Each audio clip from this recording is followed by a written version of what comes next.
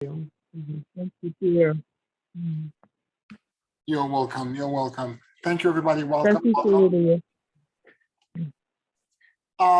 I wanted today to begin by first talking, since we're talking about loss, since two members of our community just lost their sister, and we were talking about several other members of our collective have lost people in very recent times.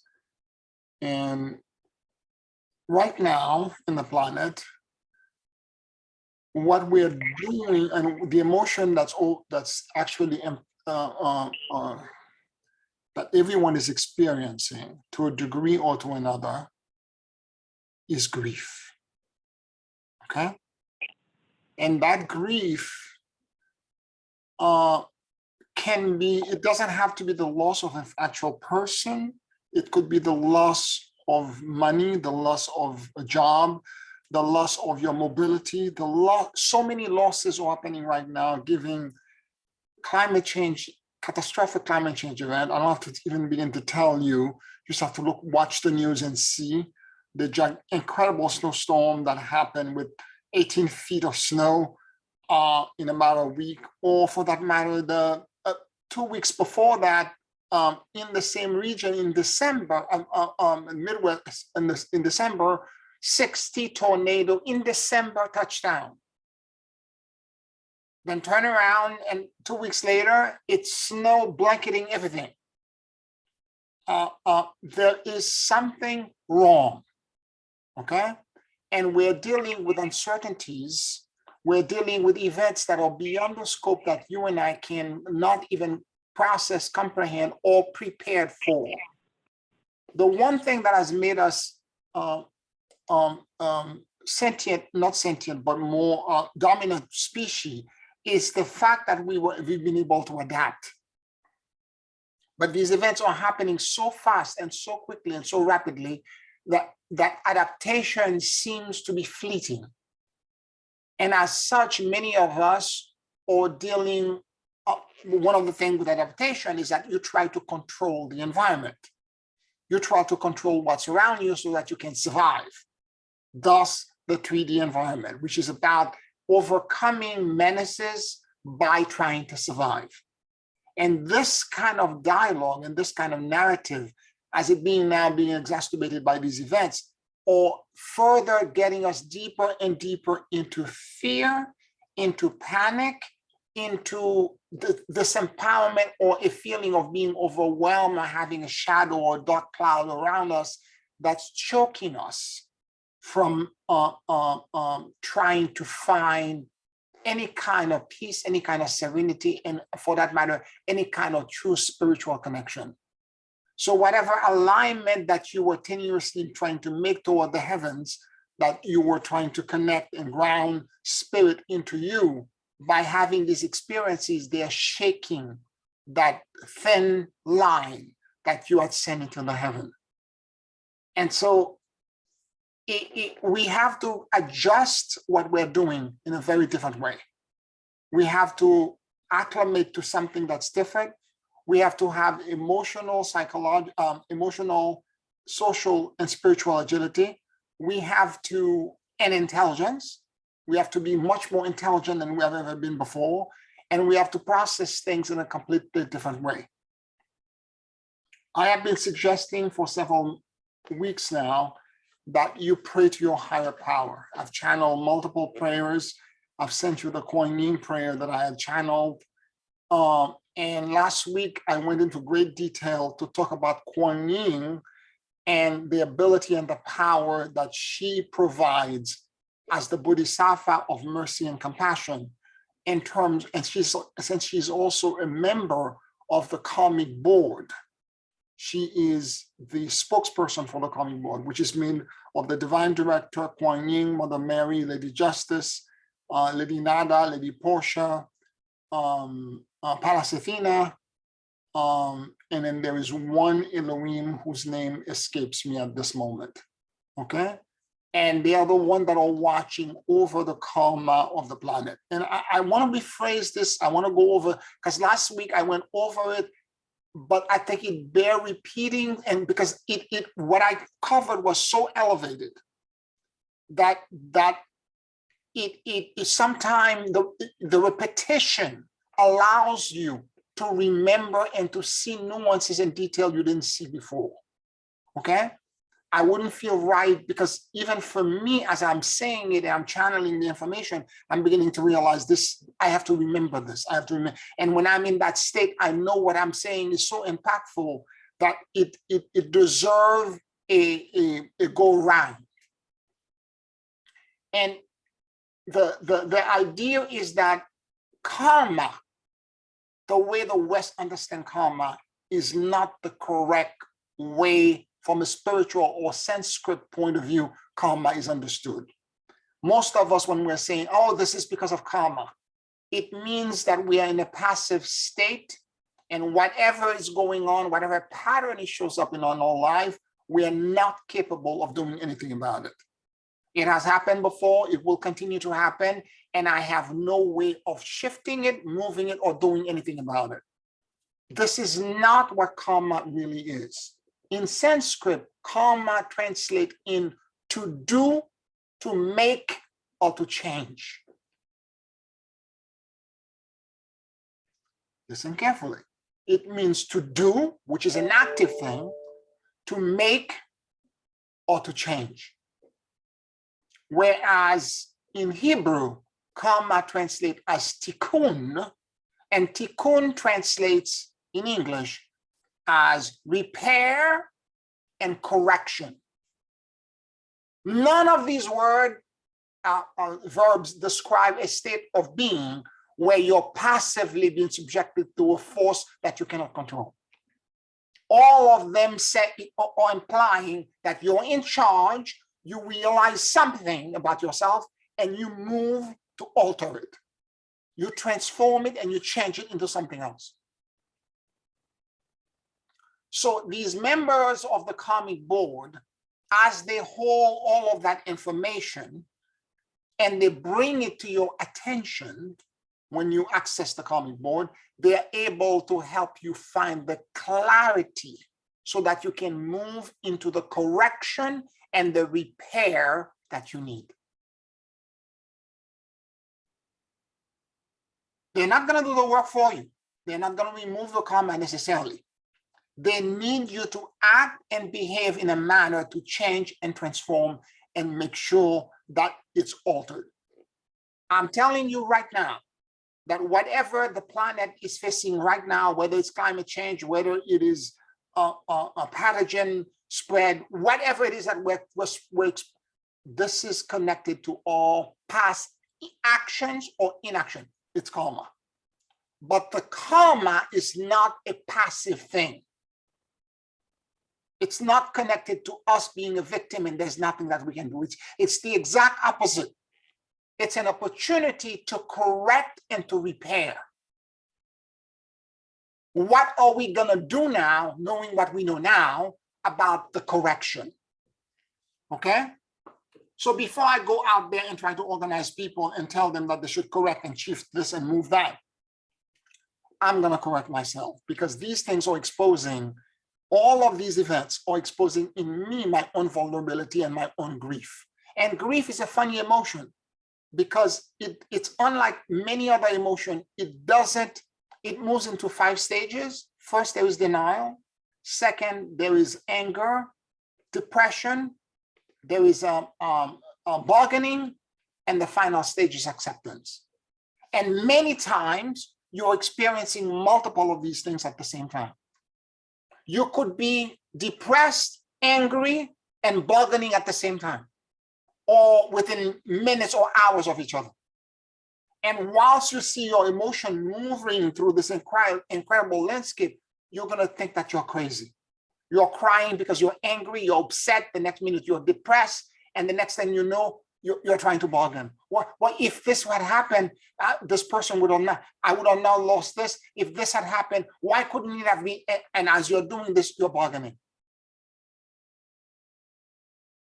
So we need to understand this. And when you have clarity about the process, and this is why most people, when they're grieving, they're overwhelmed because so many emotions, you begin to think that you're insane. And for that matter, most people who are grieving do not understand what they're feeling. They sense that their chest or their stomach or whatever it is has a sensation, a feeling that it is undescribable to them.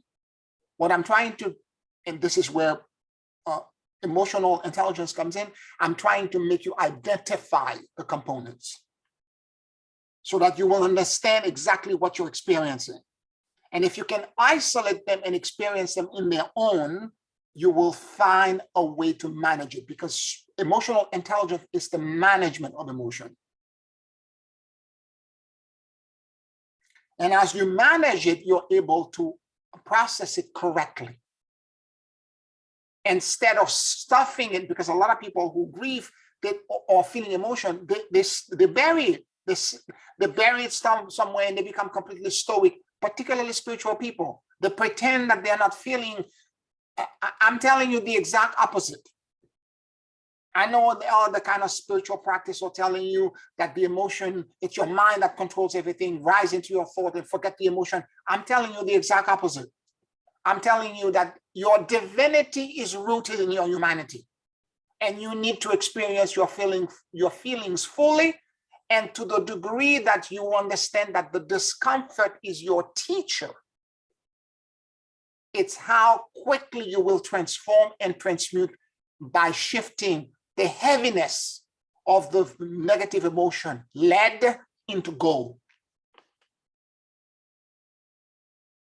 So the idea is for you to connect with whatever sensation or feeling that may be presented to you. And don't deny it. And let it present to you and say, okay, you're trying to teach me something. What are you trying to tell me? If they come 3, 4 at the same time and you can't separate them, you will not be able to describe the sensation, and it will feel like you swallow lead or something is churning in your chest, in your stomach, and you won't be able to process it. So the idea is to figure the components out and understand this is grief, this is depression, that one is bargaining, that one is anger, and that one is acceptance. Moreover, grief is not experienced by itself. Let's say you lost your job, or you lost a family member, you lost an opportunity right now at this moment.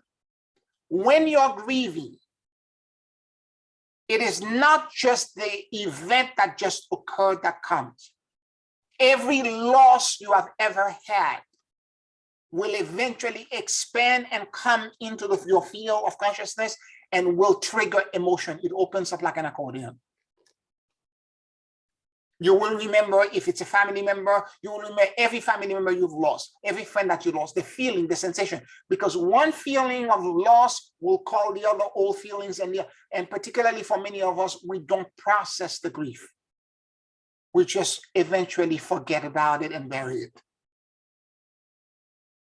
And all of it will come in front of you.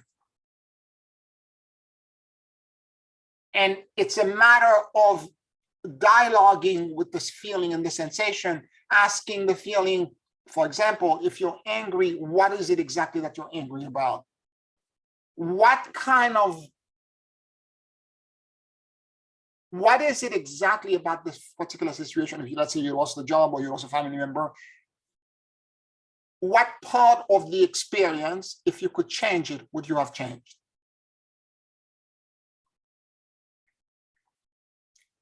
Now, granted, we're not God, we cannot go back in time, and there are certain things we cannot do. But it helps also to understand the grief that you're feeling. Is it really connected to the individual that's deceased or the opportunity that you lost? Or is it because of your connection or lack of connection to the opportunity that you're upset about right now? In other words, are you missing the person, missing the opportunity? And is that what really is the pain and the agony that you're moving through? Now, in the case of a person, many times people who die or if they were suffering for a long time, sometime the death is an opportunity for them to move into a new healthy vessel. It's a transition into something else, because there is no death. Death is an illusion. But it's to bring your emotional body to process and get into that place. We know this intellectually as spiritual beings, but it's to get all of your emotions online to feel this, to know this.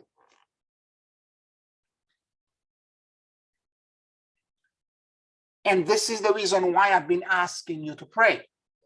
Pray to your higher power. It could be Jesus, it could be Buddha, it could be Krishna, it could be Muhammad, it could be Abraham, Moses. It doesn't matter. Doesn't matter. Your guide, it could be source, it doesn't matter. Pray to a higher power on a daily basis. I know this to be true for me because my spiritual practice was more meditation focused. And I realized that I should, because a good spiritual practice must have meditation, which is listening to God, and it must have prayer, which is talking to God. And I am now learning to incorporate much more of the prayer, which was missing a lot in my practice because I was basically listening all the time. And right now, we need to pray and we need to ask the higher powers, the holy hierarchy, for their assistance, their protection, for safe passage, so that we can move through this tumultuous and quickly changing landscape with grace and with ease. We have to ask for that safe passage. Now, I've done, Kuan Yin has been big for me, and I've been connecting to her, and I've sent you the channel prayer that I received from her about a month ago, and I've done a lot of research on mantras that I sent to some of you. I don't know if all of you received. I don't think there are two people on the call right now that I'm realizing didn't receive it. I will send it to Janice and to Esther after that. I'll send you an email with all of that in the particulars of the links to the YouTube mantras. And it's the first one is 27 minutes, a mantra to Kuan Yin. And it basically translates into, it's in Mandarin because Kuan Yin was a Chinese Buddha. She's the Buddha of compassion and mercy. When she was being enlightened, she realized that everybody that exists, everything that exists in the entire universe is part of her. Everything that exists in the 3D, that's in disempowered, is a part of her. And she decided and made the decision as a bodhisattva. She made the choice, the vow of the bodhisattva, to remain behind and to guide everyone else in enlightenment before she enters completely into the higher realm. And that's a very rare thing to happen. Most beings, because the draw into the higher, the remembrance, and when you reconnect and you ascend, the draw is to automatically walk into that space and leave everything else behind. Very few souls make the choice of saying, no, I'm hearing, and her name, Kuan Yin, actually translate, Kuan Shi Yin translate into she who hears the cry of the world. This is her name. And the mantra, one of the first mantra is Da De Kuan Shi Yin Pusa Namo. And it basically translates into, hail, be the bodhisattva that hears the cry of the world. The grammar is different because Da-be actually means immense compassion. And Kuan Yin, she, it's her name, of course, she who hears the cry of the world. And Pusa means bodhisattva. And Namo means hail. It's a praise. It's a salutation. So it's because of the grammar, the Chinese, the Mandarin grammar, this is the way, the mantra. And the mantra is sung in the most beautiful way, and it's multiple layer. And I can't even begin to explain to you what the mantra does to me, but some of you have listened to it and you know what it does. It feels like it's sound, I'm listening to it. It's a beautiful female voice that's singing it. And there are so many layers. There's a first chorus that goes in. And at some point, there is a second chorus that comes behind it. It feels like I'm seeing layers of a petal flower moving right on top of each other. And that's the visual. I saw myself being entranced or enchanted into a lotus flower where I was being protected. And what you're doing when you're saying this by calling her name, you're asking for her mercy. You're asking for safe passage. You're asking her to protect you. You're asking her to hold you and to keep you safe. The second mantra that I said, it's 108 time repetition of Madni Padme Hum, which basically translates, hail be the jewel of the lotus. Now in Buddhism, Kuan Yin is the jewel. The jewel is actually enlightenment. And she is, very few Buddhist teachers have done what she's done. Very few. Where you stay behind and you say, I'm gonna allow everybody in. I know Babaji did this, Kuan Yin, I'm hard to find a third one. Okay, so there are very few people who make that choice. So she is a rarity, and they see her as the jewel of compassion. And I want to say to you right here that there's a slight difference between the frequency of Mother Mary, although Mother Mary is also compassion and mercy, but there is a slight difference. And the slight difference is as follows. There are prayers in Christianity where Mother Mary is dominating and controlling the demons and throwing them into the pit of hell and doing all kinds of things. In Buddhism, Kuan Yin, her action toward the demon is to basically try to tutor them and mentor them so that they too can become divine and find redemption. She's that rare being because her compassion is so profound and so deep. It's immense. It doesn't have, it's incredible. And there are multiple Buddhist stories, including the story of if you ever see those movies, you can find them on YouTube or other places, the Monkey King, or the Journey to the West, where she paired the Monkey King with a monk who was a follower of the first Buddha that never achieved the Buddha state, enlightenment. She paired with 3 demons that she realized were remorseful and were fatigued and wanted to find enlightenment. And she paired them so that the cross-fertilization between all 4 of them eventually led all of them into enlightenment. This is the kind of being that she is. This is the kind of compassion that she represents. This is the kind of mercy that she represents. Anything that's tarnished, that's dark, that seems to be where all hope is lost, Kuan Yin is capable of finding or bringing hope into it and finding a way to elevate it into something else. So the idea of Madni Padme is hail be the jewel of the lotus, which is her. And it's about the purity of consciousness that you need to have to achieve the Buddha state. When you say this, you're trying to find the correction and the repair to your karma. In fact, in Buddhist countries and in Buddhism in general, every Buddhist, it doesn't have to be a priest, but lots of people have this prayer wheel.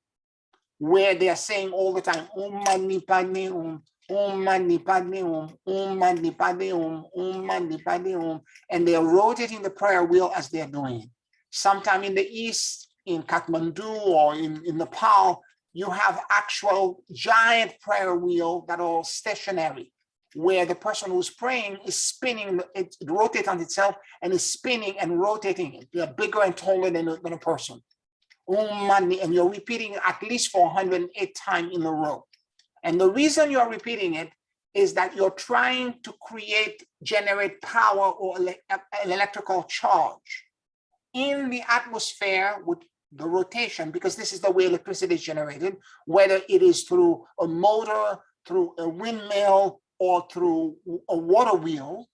By the rotation, you're actually creating power, electricity, and magnetism.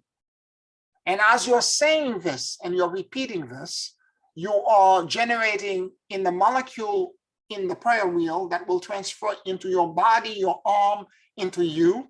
You're generating it around the space that you're in to transform any dark energies, any unresolved energies, to help them find what? Correction and repair. And to prove to you that this is not BS, but it is actually the way, and these ancient beings, Buddhism is over 2,000 years old, had all of the knowledge of true science and quantum physics. Let me show you the inside of the prayer wheel. The inside has a parchment in this. And if you can look at the parchment carefully, in Sanskrit is written 108 times, Om Mani Padme Hum. They've coded inside the prayer wheel. You're saying it verbally, you're spinning it, and you're releasing it in the ether, in your own torsion field in the atmosphere, so that you can allow this energy to permeate and flow into, for all to find the correction to the karma, so that you can become pure consciousness. Okay? Now I'm going to find a correlation to something else that I personally had experienced. Years ago when I was studying with the Kabbalists, they have a celebration, I don't remember exactly what month it was, but I think it was in the fall, called Shemen Torah. And we arrived at the temple and we did a lot of prayers. I remember it was after Sukkot, because the Sukkot terrace was still set up. We did a whole bunch of prayers in Hebrew. We scanned them under the outside. Then we came back into the shul, the temple, and there were 2 tables set up. All the chairs were moved. There were 2 tables set up. The women were in one side, the men were in one side. And where the men were, the Torah, which is the first 5 books of the Bible, there is 2 posts. It's one parchment, the same way it's one parchment. The whole text, all 5 books are written in one endless parchment. And by the way, when whoever is scribing it, if they make one mistake in the Hebrew, the whole text has to be thrown out, because you cannot cut it and start it again. It's one parchment that you write everything in. And then the 2 rolls. So if the text you're looking for is on that side, you have to unroll, and roll this side to get to the text and read it. And this is the way they read passages during service in the show. And there was a jacket and all of this stuff to hold it. And the rabbi begins by taking the Torah on his shoulder. And he's beginning to sing this song about him being a descendant of Abraham. And we're all spinning clockwise around the table. And we're spinning, and all the men are running. And as the song ends, he takes the Torah, he hands it into somebody else, another man. The other man takes it, and he sings now the name of this person, the Hebrew name or whatever it was, and we spin around. We continue to spin around. and is passed to everyone whilst this entire ceremony is taking place. And the women are doing the same thing, but without the Torah. And there's a reason for this, because the Torah is considered to be feminine, and women do not need to touch it because they already embody the Torah because they're women. I can tell you, I think I got to the Kabbalah Center around 7 o'clock. I must have gotten home around 2 o'clock in the morning. I had so much energy and power in me. I started vacuuming my apartment. I could have run to Brooklyn and back. I had so much energy to, whatever happened, charge me to the max. It's no joke, I couldn't go to sleep.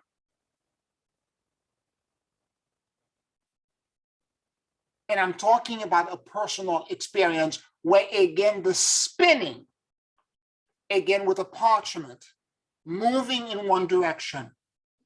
And we, or torsion field, got shifted, moved, changed by the repetition of the same song, because it was the same song, but the names were changed to the name of the person that was holding the Torah at the time.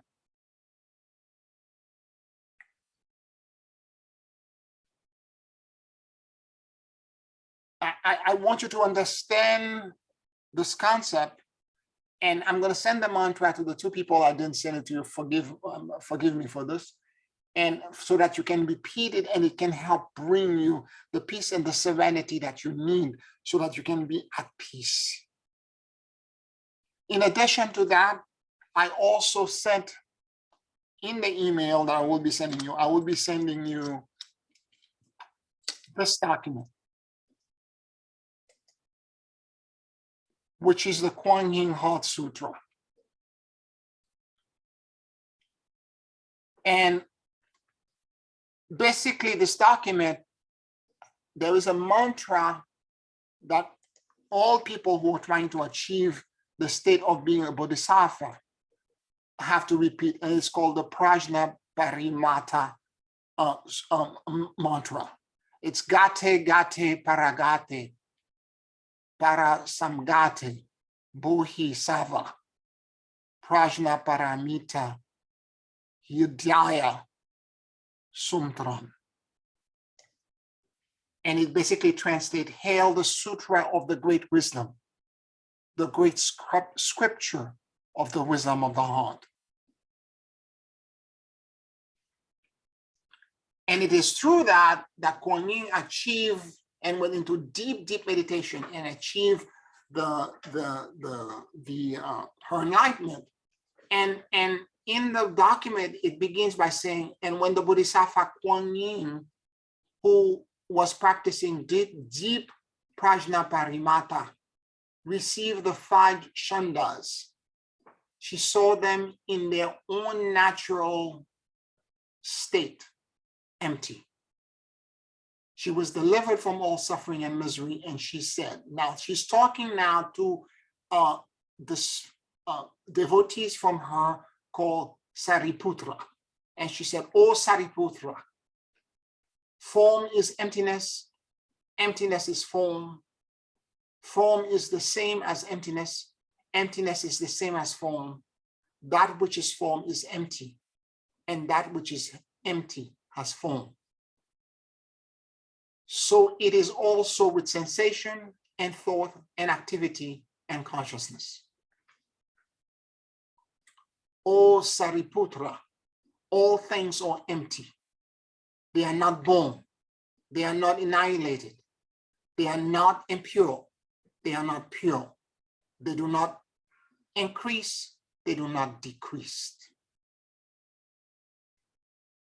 Therefore, O Sariputra, in emptiness, there is no form, no thought, no activity, no consciousness, no eyes, no nose, no tongue, no body, no mind, no form, no sound, no color, no taste, no touch, no object, no element of hearing, no element of vision, no element of smelling, no element of tasting, no element of touching, no element of consciousness. There is no knowledge, no ignorance, till we've come to know old age, no death. For those of you who have lost people, listen to this. There is no knowledge, no ignorance, till we come to know old age, no death, and no extension of old age and death. Let me reread that. There is no knowledge, no ignorance, till we come to know old age and no death, and no extension of old age and death. There is no suffering, no accumulation, no annihilation, no path. There is no knowledge, no attainment, no realization, because there is no attainment in the mind of the Bodhisattva who depend in the Prajnaparimata. There is no obstacle, and going beyond distorted views is nirvana. All Buddhas of past, present, and future depend on the Prajnaparimata to attain the highest and perfect enlightenment. Therefore, one should know the Prajnaparimata is the great mantra, the mantra of great wisdom, the highest mantra, the unequal mantra, the end of all suffering. The mantra is proclaimed in the Prajnaparimata, O Buddha, going, going, going onto the other shore, always going onto the other shore, always becoming the Buddha. And of course, the mantra reads as Gate Gate Paragate Parasanamagate Bodhisattva Prajnaparimata Idyara Sutram, which translate into Hell, the Sutra of the heart of the great wisdom, the great scripture of the wisdom of the heart. I wanted to go through the whole thing first, and I can go back and on some important point. If you notice over and over again, she said, there is not this, there is not that, there is not this, there is not anything. It reminds me of what I had read when the Dalai Lama was trying to describe enlightenment. She said it's the absence of existence and self-identity. I'm reminded again of the Kabbalah, who describes what exists beyond Kether, which is the first Sephiroth. Above Kether, there exists what they call the veil of negative existence, which is a form of being that's so unlike anything that we know, that whatever we think it is, whether we think it is pure, it is increased, decreased, it is born, it is eye, nose, tongue, mind, color, taste, touch, object, hearing, touching, etc. Whatever we think it is not, because it doesn't exist in a form and in a manner that's anywhere similar to when we are in a singularity of expression, when we are embodied. It is unlike anything we know, therefore it's non-existence. It's not emptiness in a sense of being a vacuum. It is not a vacuum at all. It is a form of existence that is void of any attachment existence that we typically connect to linear cognitive expression.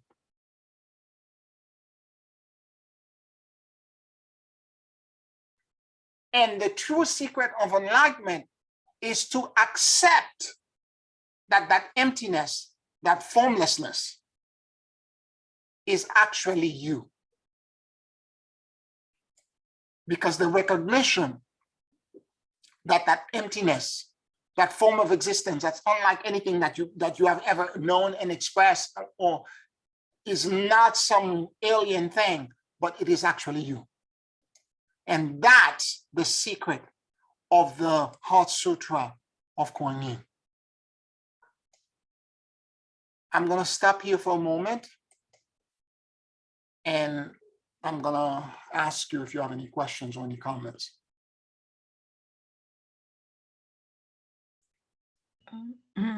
Pierre, I have a question. Yeah. It's a when there is the title on the very first page, under the title it says pray for all. I think it says pray for all beings. Does that mean that this is a prayer for all beings, or why? I'm not sure what that means. It means that this is the nature of Kuan Yin. Through that mantra, through that I'm going to bring it back up. Through that mantra and everything else, she prays for everyone. Because the moment you begin to realize that everything is empty, there is no form, there is no attachment to anything, you actually have no attachment to nothing. And whatever present to you as you still exist in the 3D world, you begin to understand their true nature. This is why she's able to find a way to help even demons find a manner to find the tikkun and the correction. But you have to be at her level to be able to do this. Do you understand? Yeah, so let's say if somebody that's not at her level, yeah, would even make sense for somebody to, like, for example, myself, at any point to repeat this mantra? Yes, like, you can repeat this mantra. It's to repeating it that you're going to elevate. Okay, but like, it's not my intention to pray for all beings. I don't have to do it with that intention. If you don't know what the mantra is going to do to you. In other words, you know, as you start a process, you don't know how it's going to change you. Because if you realize there are 5 different insights that she had, 5 different 1, 2, 3, 4, 5 different things that she had, realization that she had.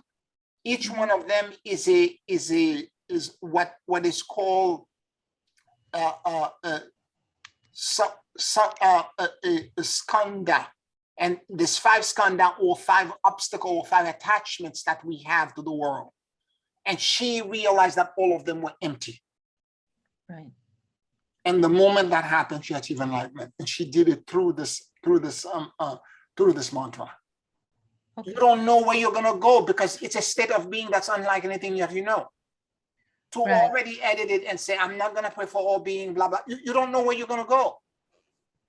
Yes, no, I understand, but I just want to make sure that I know what I'm saying, basically, when I say this. Well, yes, and the meaning is there. Hail the Sutra of the Heart of great wisdom, the great scripture of the wisdom of the heart. That's what it is. Also, just one more quick question. In the English version, there are 4 lines, and in Sanskrit there are 2 lines. Would you repeat? It's because it's repeated. You see there, it says Sanskrit chanting. You're supposed to chant it and repeat it multiple times. Repeat it the same way. Okay. Okay. Okay. Personal. I just went on YouTube, and there are plenty of them on YouTube. The Heart Mantra. They have it in chant.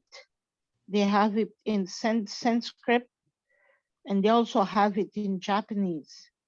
So it's a question, maybe if you want to listen to it, because the words are so difficult to pronounce. I don't know which one is the short version or not, but they do have them in YouTube. All right? Yes, I know. Yeah, that's not, I know. Yeah, that's not why I was asking. Oh, okay. Yeah, but it's okay. No, I got it. I got it. Thank you both. You're welcome. Any other comments or questions?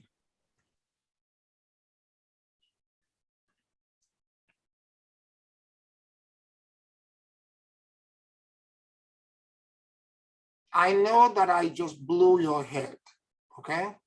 I know this stuff is very deep and very elevated, but does that connect in any manner? Because I know I had sent the Kuan Yin prayer about a month ago to all of you, and that some of you were saying it on a daily basis, because her energy is very specific. But I wanted to go deeper to give you the full depth of what she's capable of doing right now, because if you call upon her, because she lists every cry, everywhere somebody is in pain or in agony, she hears you. And if you ask her for help, because she's not going to interfere if you don't ask. She's not going to come in your field and try to protect you or do anything for you without you asking for help. And if you ask for that help, the help will come. I can tell you that this empowerment I have been feeling for almost 2 months now, almost 3 months, all of it has been removed since I started repeating one of the mantra, the one that's 27 minutes that I sent to you. Every day, sometimes twice a day, I'm listening to it. All of that has been removed from me. And I am in a state of hopefulness. I'm in a state of positivity. I can feel whatever that the archons were projecting into me, the way they were manipulated, all of that is gone.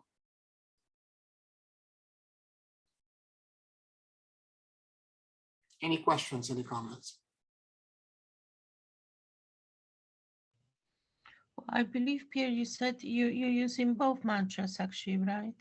Yes, I'm using both of them, yes. Oh, yeah, okay, yeah. There's a short version of the Mani Padme Hum, that one I'm using because it's only 5 minutes long. You can do it very quickly. Mm-hmm. Yeah, it was in your email. Yeah. Yes. I want to bring additionally to your attention.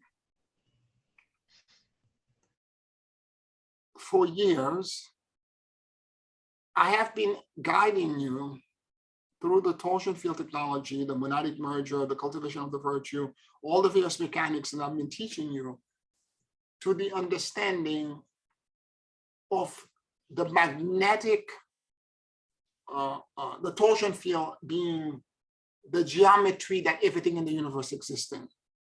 It's magnetic in nature. It's a 0.01 hertz that radiates out. And when we are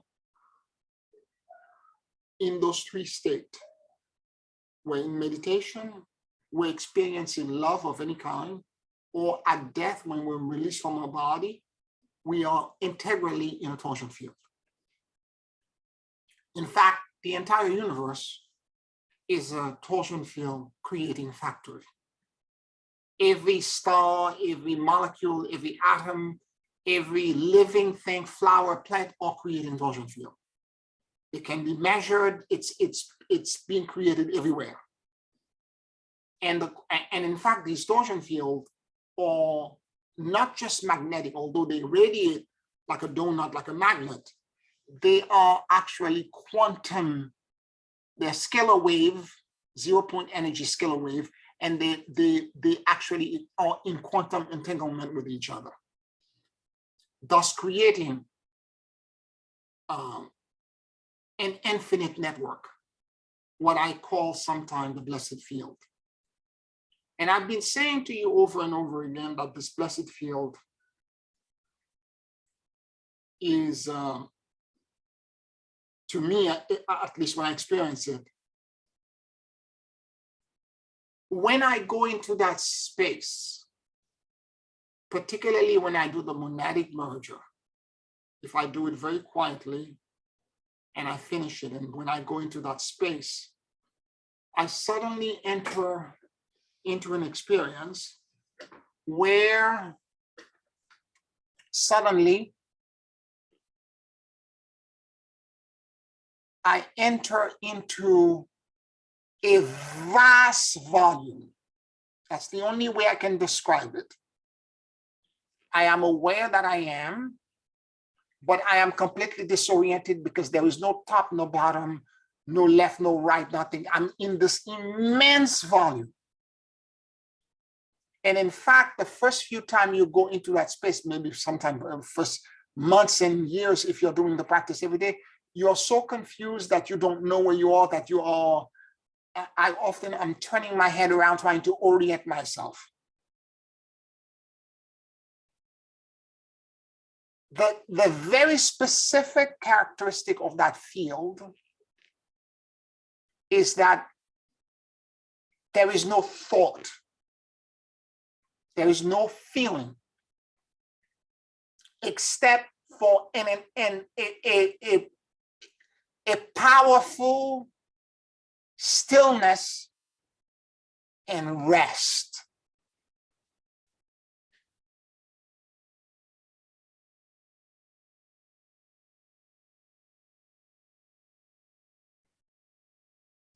What this Kuan Yin was saying?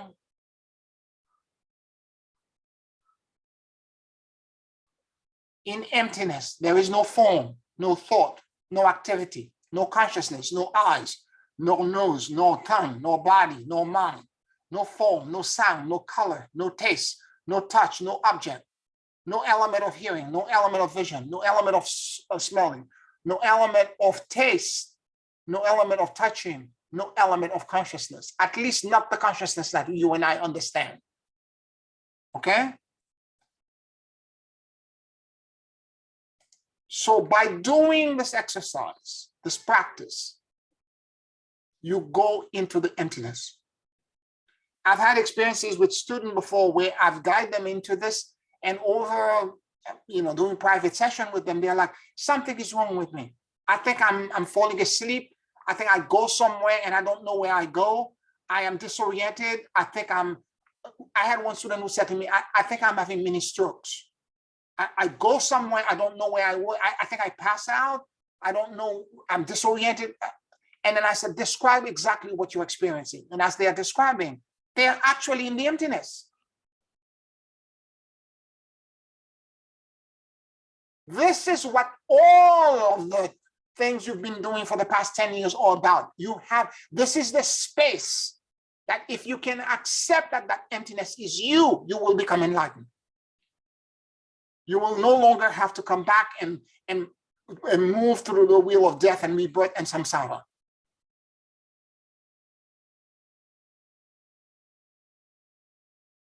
So the idea is to acclimate yourself, because the first few times you go in, you're not going to get it. You're going to be confused and lost. You're going to be like, that stillness. And by the way, that stillness, to some people, it's terrifying. The rest, to some people, is like they can't handle it.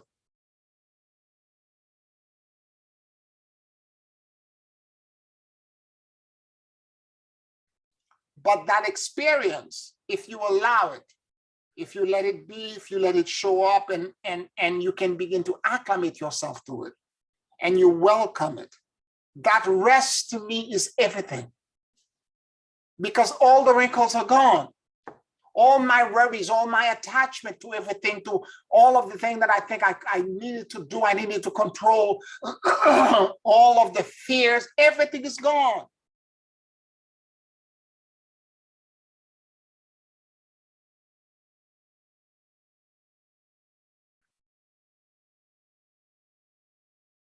Now, what follows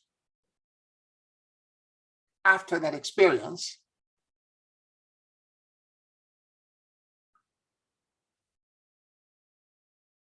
often is a perception that benevolence, kindness, and goodness begin to come toward you wherever you are in that volume, because it has no color. Wherever you are, all of a sudden, benevolence begin to come. And that benevolence and that kindness,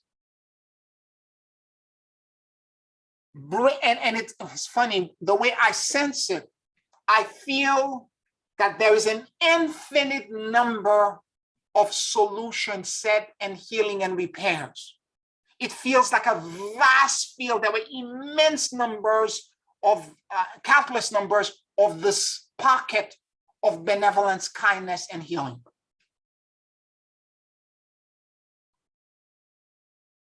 And as I remain in that space, a pocket or several of them begin to move toward me and they connect to me. They wash over me. And when they wash over me, I usually sigh of relief.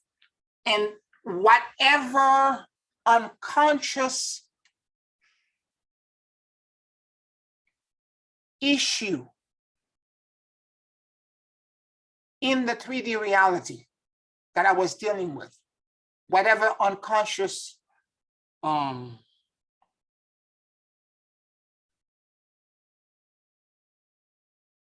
burden that I was carrying with me, when I am in that space, it washed over me, and the moment it drops in me, I have the clarity and the correction of the solution set in an instant, like this. It expands in me, all of a sudden I see the whole thing and I know exactly what I'm supposed to do. Or sometime immediately, if there was a physical disempowerment, like a pain or whatever, instantaneously when this energy touched me, it's gone.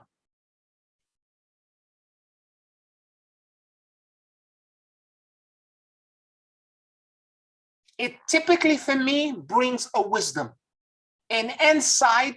You can call it a download, you can call it whatever you want. It brings typically an insight.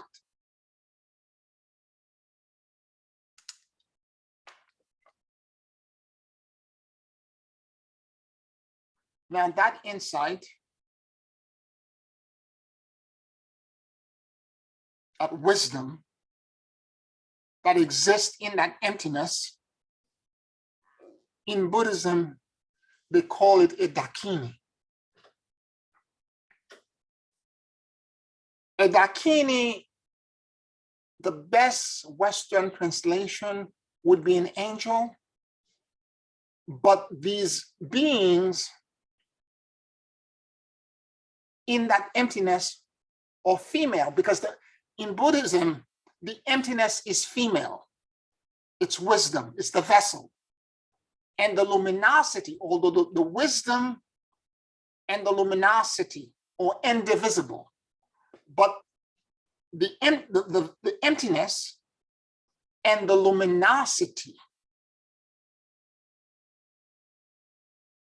if one is wisdom, the other one is the method to manifest the wisdom.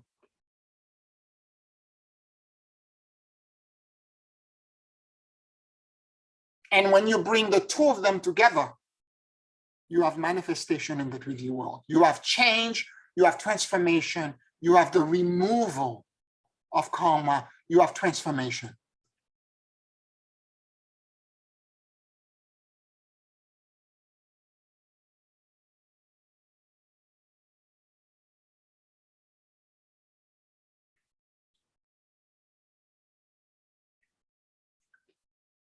Any questions, any comments? I know some of you have experienced this. I'm trying, and for me too, I've experienced this for over 15 years. In fact, the entire Ascension mechanic that I've been teaching you for the past 10 years came from the Dakini giving me insight when I go into that field.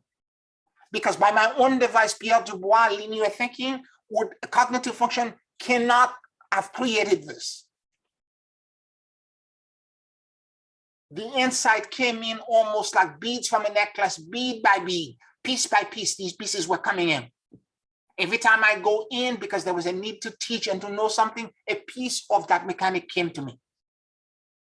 And what I'm trying to say to you is that you have equal access, because that field is universal. Every one of you, everyone in the universe is connected to it. And in Buddhism, it is believed that there's a Dakini code and they hold knowledge and information. I've said this to you before, that the torsion field is a control center, and that everything in the universe is connected to it.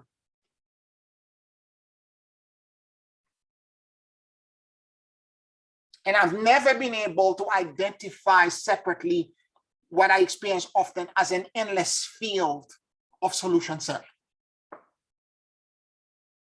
I didn't know what they were. My word is that it's an endless field of solution set. But in Buddhism, they call them Dakini.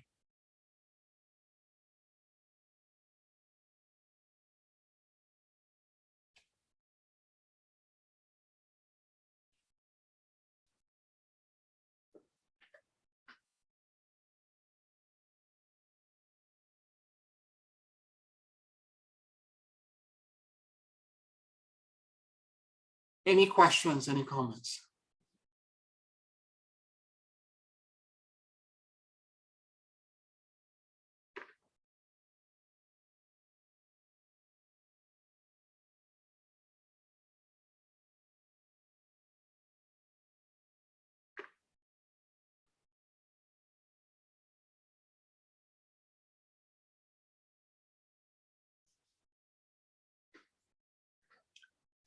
I know that I am going so deep, and it will take you a minute to process, and most of you are trying to evaluate and understand and grapple with these non-existent awareness that I'm bringing to you.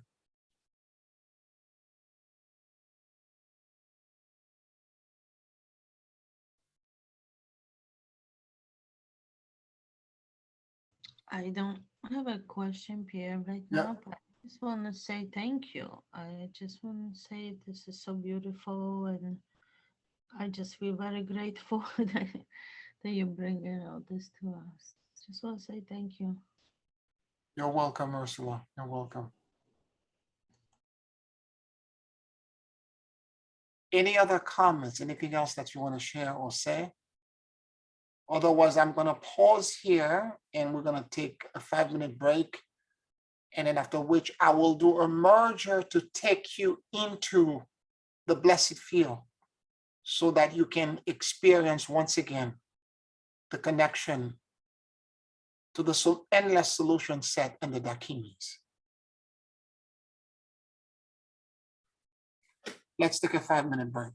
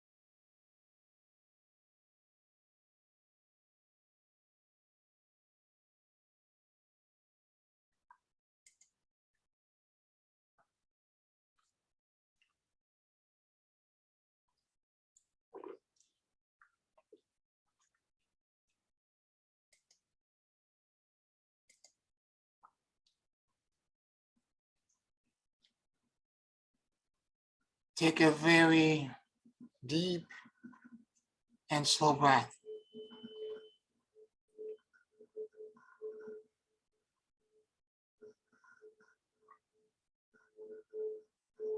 And as you inhale and exhale deeply and slowly,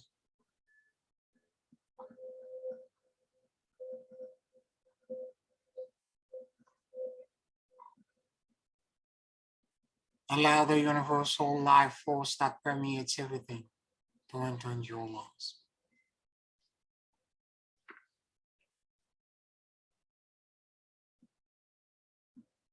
Keep breathing deeply and slowly.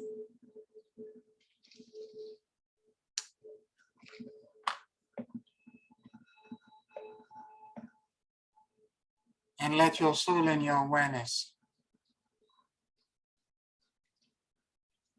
drop in the middle of your chest.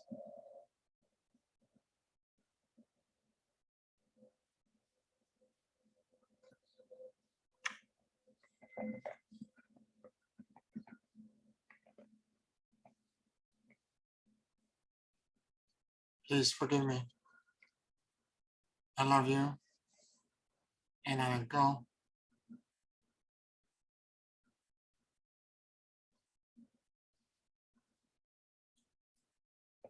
I become aware of my monad and mighty I am presence.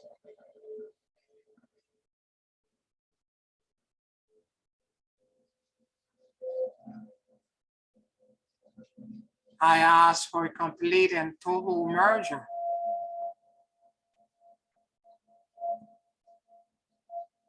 with my 12 Christed over self bodies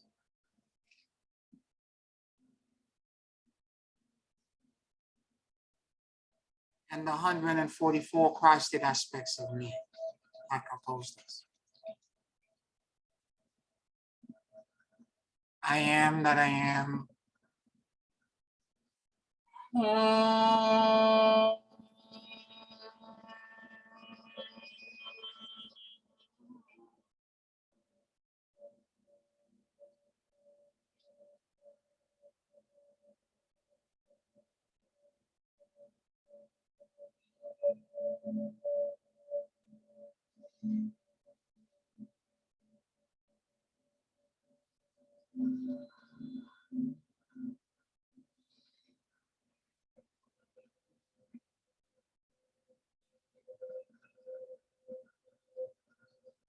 I become aware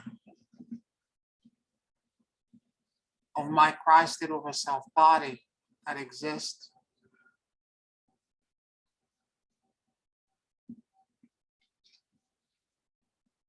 at 12 o'clock.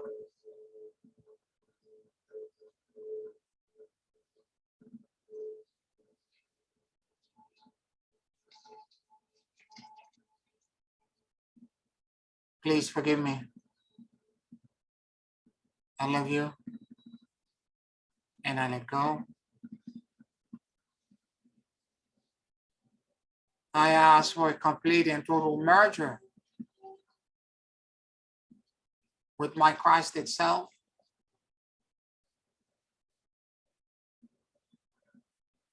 and with the 12 Christed aspects of me that compose this. I am that I am.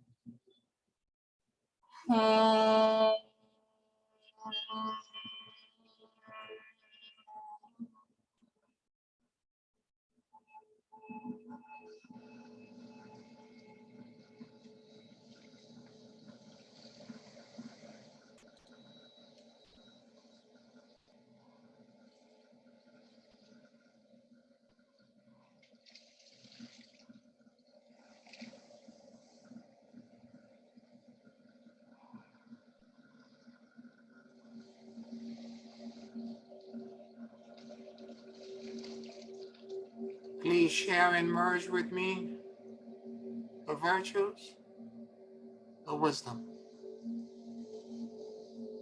and the power that you know.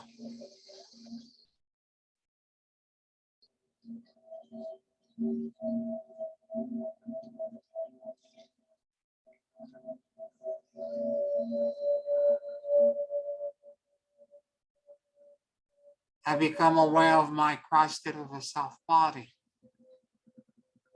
that exists at 1 o'clock.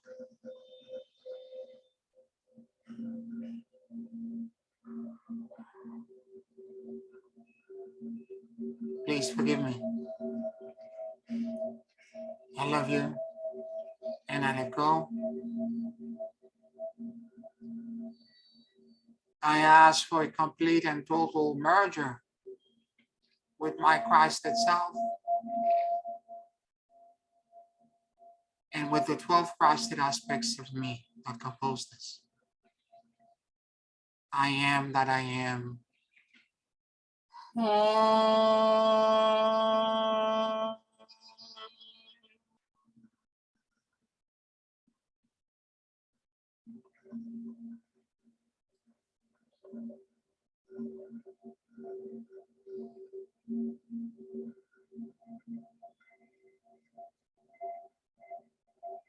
Please share and merge with me the virtues, the wisdom, and the power that you know.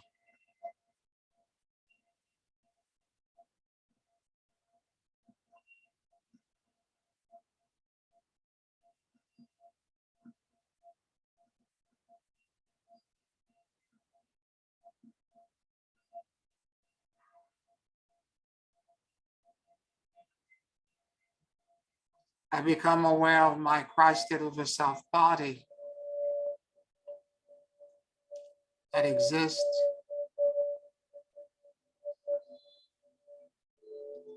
at 2 o'clock.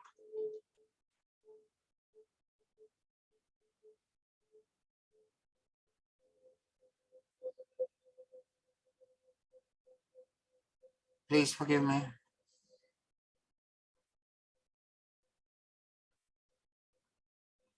I love you. And I let go.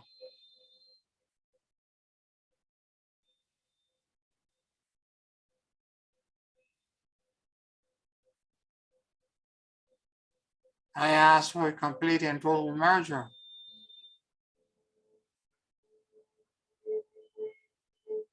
with my Christ itself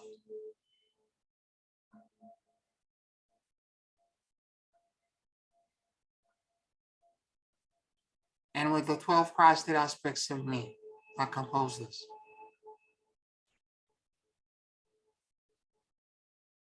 I am that I am.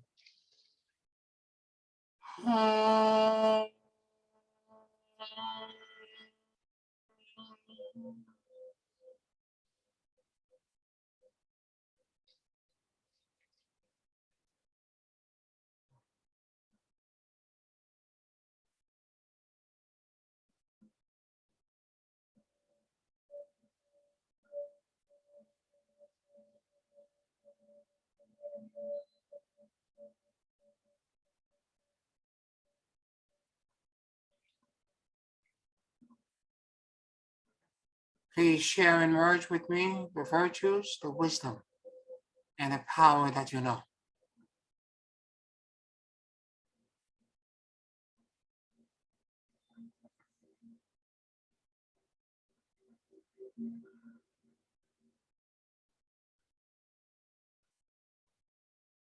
I become aware of my Christed over self body that exists at 3 o'clock. Please forgive me. I love you. And I let go. I ask for a complete and total merger with my Christ itself and with the 12 Christed aspects of me that compose this. I am that I am.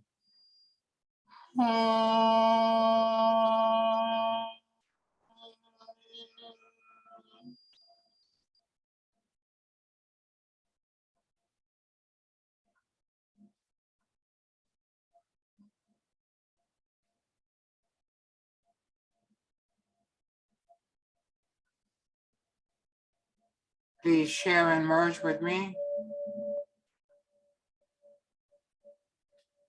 the virtues, the wisdom, and the power that you know.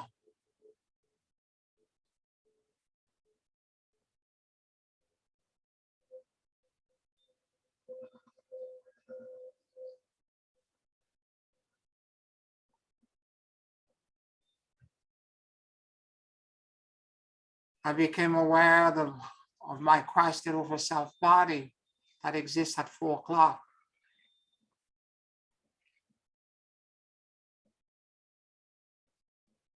Please forgive me. I love you, and I let go. I ask for a complete and total merger with my Christed self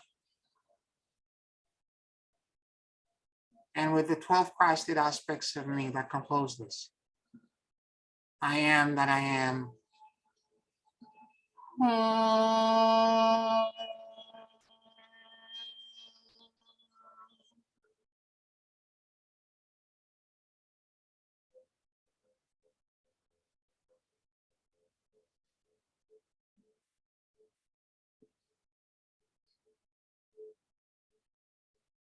Please share and merge with me the virtues, the wisdom, and the power that you know.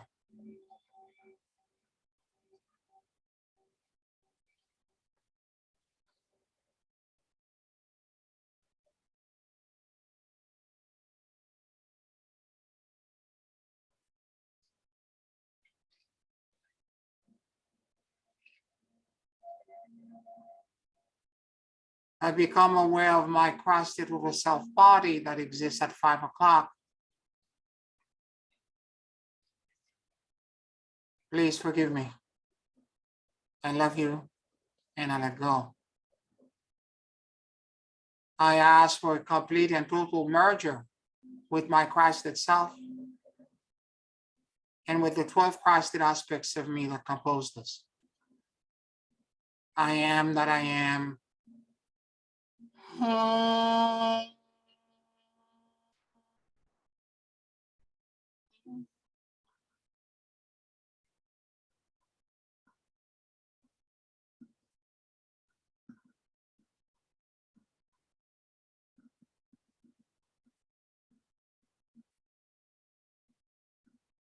Please share and merge with me the virtues, the wisdom, and the power that you know.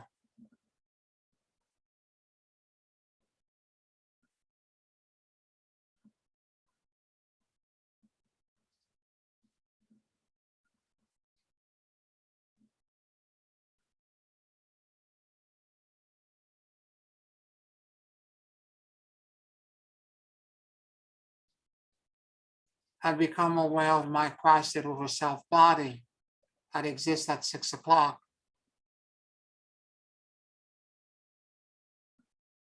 Please forgive me. I love you, and I let go. I ask for a complete and total merger with my Christed self and with the 12 Christed aspects of me that compose this. I am that I am.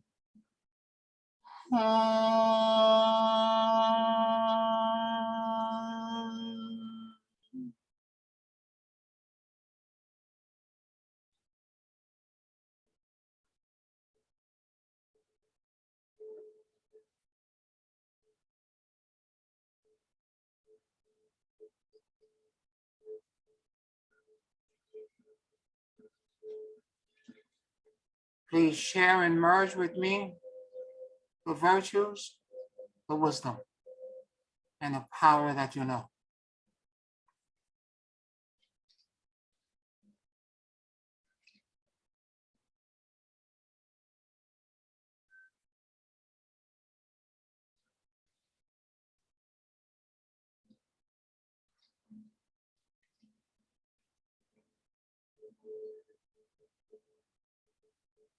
I become aware of my Christed over self body that exists at 7 o'clock. Please forgive me. I love you, and I let go. I ask for a complete and total merger with my Christed self and with the 12 Christed aspects of me that compose this. I am that I am.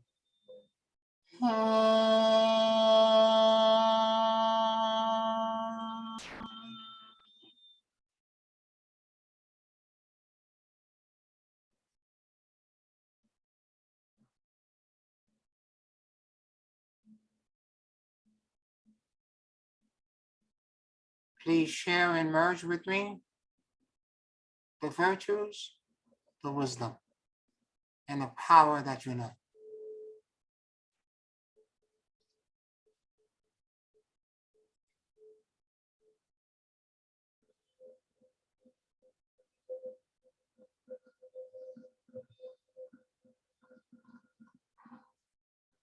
I become aware of my Christed over self body that exists at 8 o'clock. Please forgive me. I love you and I let go. I ask for a complete and total merger with my Christed self and with the 12 Christed aspects of me that compose this. I am that I am.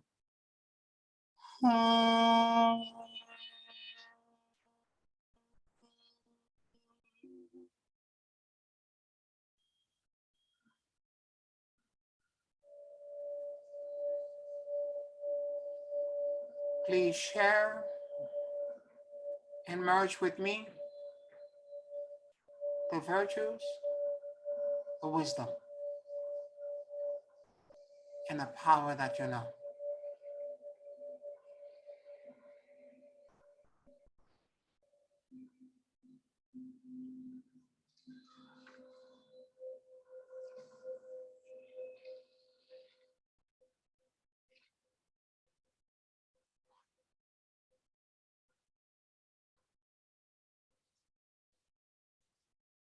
I become aware of my Christed over self body that exists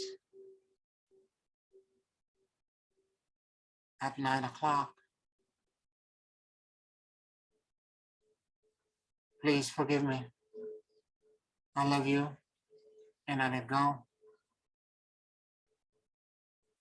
I ask for a complete and total merger with my Christed self and with the 12 Christed aspects of me that compose this. I am that I am.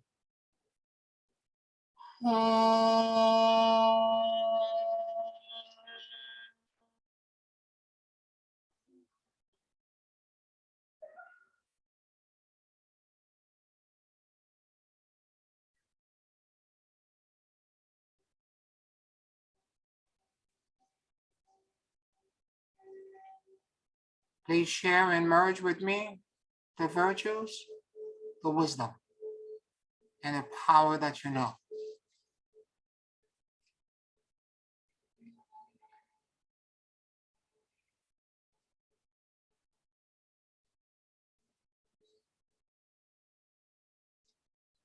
I become aware of my Christed over self body that exists at 10 o'clock.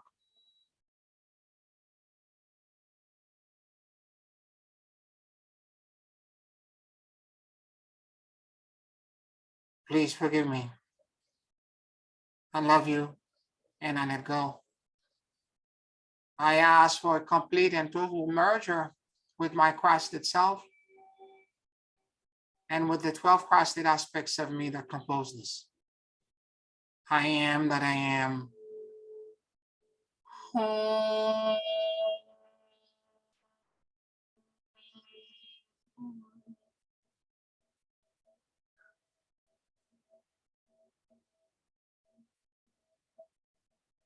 Please share and merge with me the virtues, the wisdom, and the power that you know.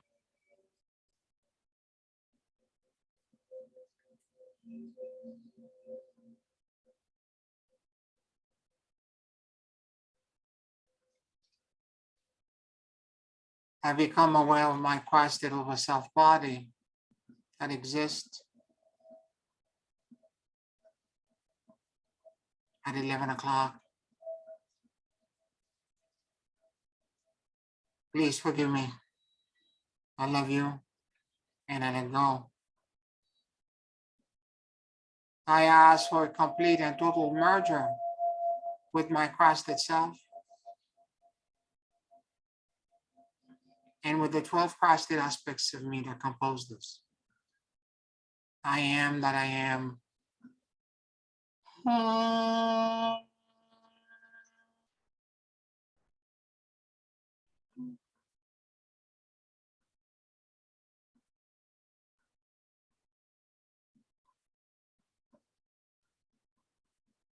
Please share and merge with me the virtues, the wisdom, and the power that you know.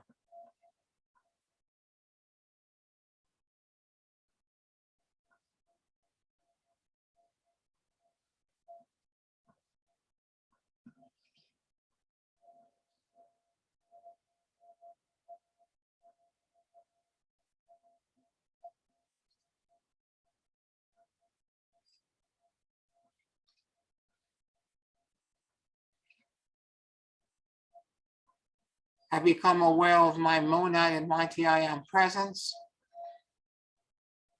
I ask for a complete and total merger with my 12 Christed over self bodies and the 144 Christed aspects of me that compose this.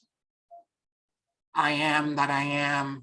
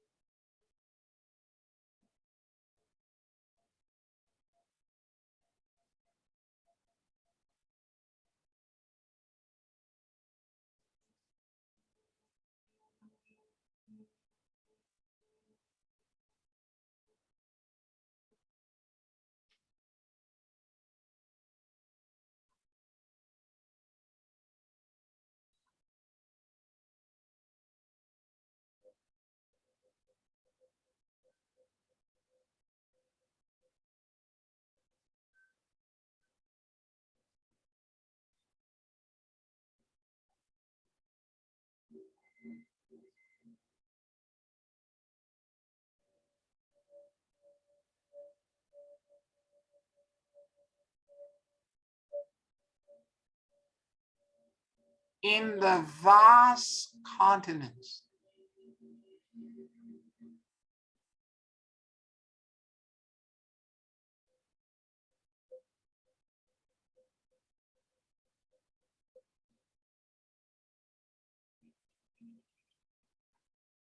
or endless solution set,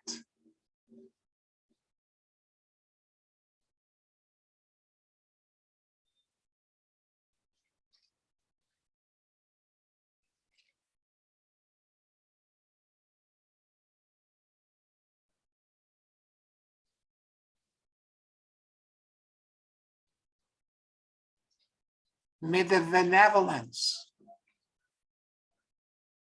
the kindness, the goodness, and the dakini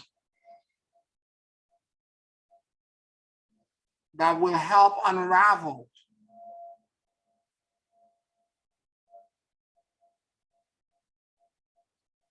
my spiritual conundrum.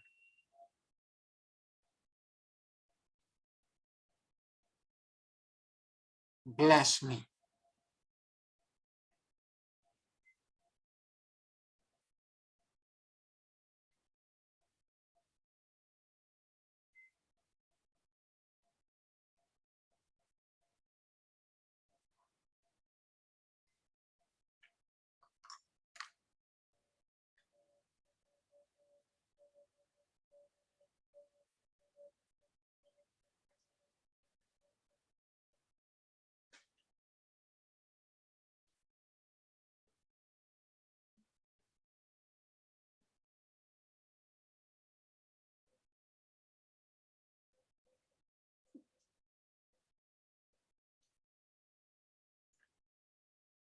in the stillness,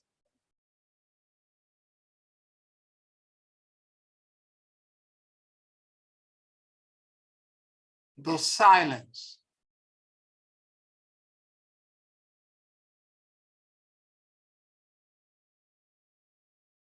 and the rest.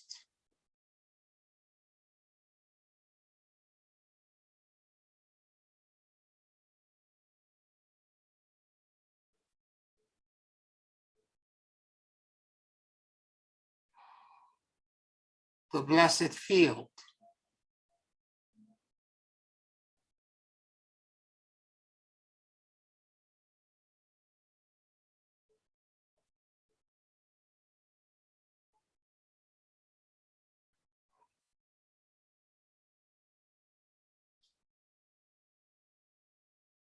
Will bring to me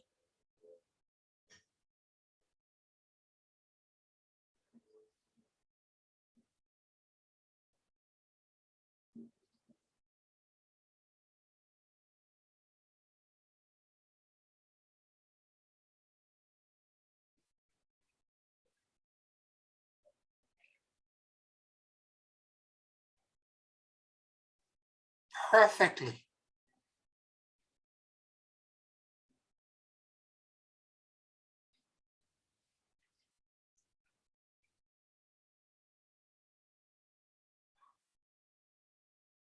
the healing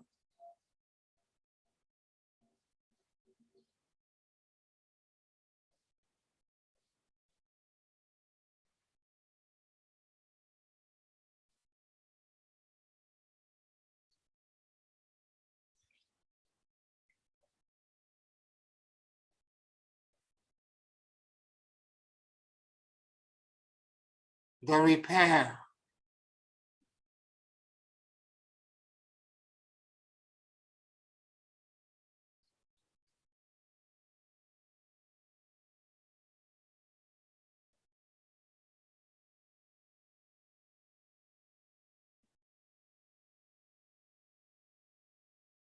and the solution set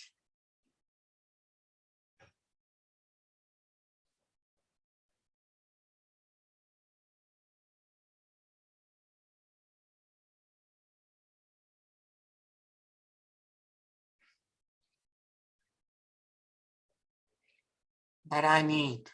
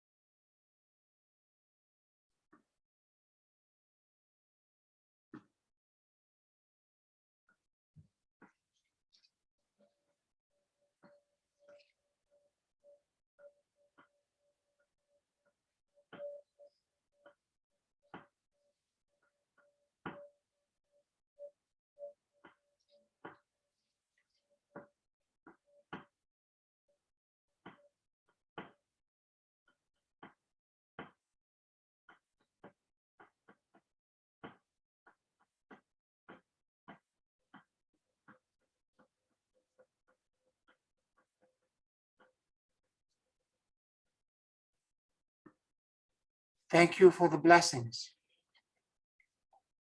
I accept the gifts and I receive with gratitude.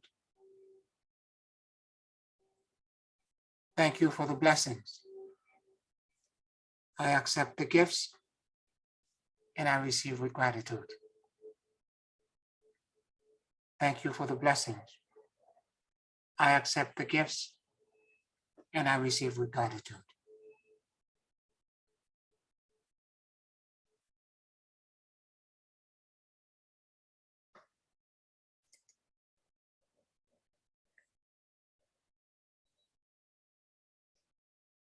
Take a very deep and slow breath.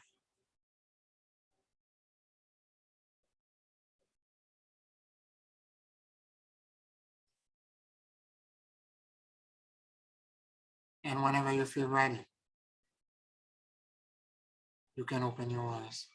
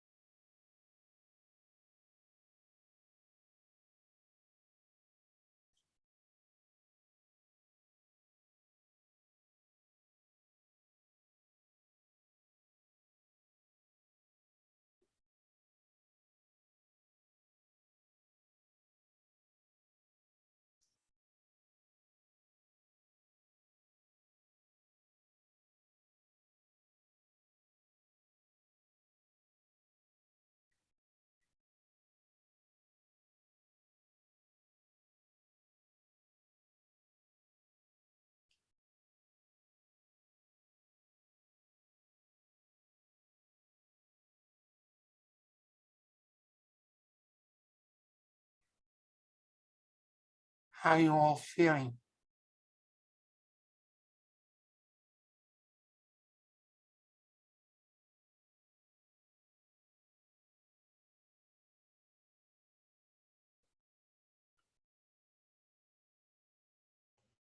Thank you, Pierre. Good. Thank you. You're welcome. Miss Stacy. I'm sorry, you said spacey? Yeah. Mhm. You're expanded, yeah. You're in non-existence. I got it.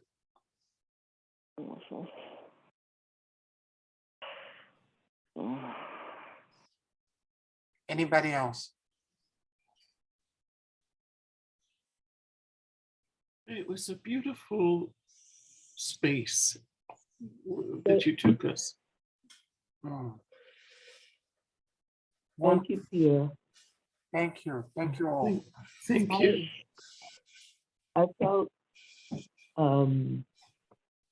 a healing in my leg, stuff going on in my leg in number 5, Mm. and also in number 10 or 11. I don't know which one, but it was very, very good. Healing. Thank you so much. You're welcome. You're welcome. Mhm. Mm.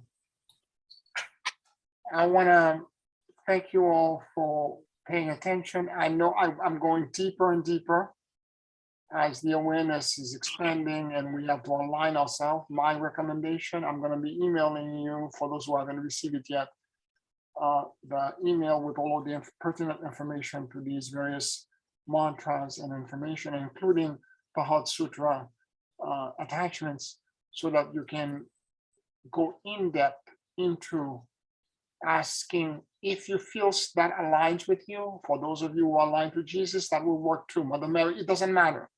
But Kuan Yin happened to have a very specific connection to that emptiness. And so I find I personally have an affinity to it. If it's not for you, then don't worry about it. It's okay. Find what works for you and go deep into it, as long as you're asking a higher power for protection. Okay? Mhm. Thank I, you. I want to thank all of you for listening to me. Thank you all, and I will talk to you next week. Deep love, everyone. Good night. Thank you. Thank you. Thank you. Love you all. Good night.